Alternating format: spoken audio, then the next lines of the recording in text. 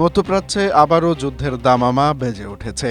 এবার সরাসরি ইসরায়েলকে চরম হুঁশিয়ারি দিল ইরান।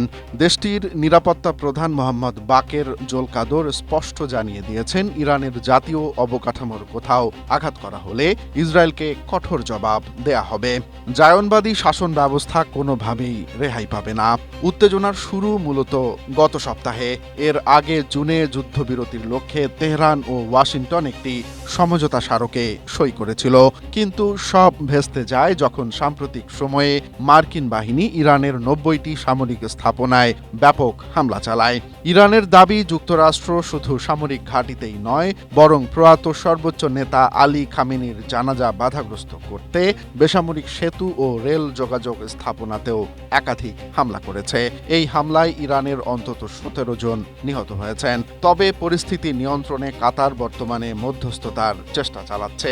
কাতারের একটি প্রতিনিধি দল বর্তমানে ইরানে অবস্থান করছে।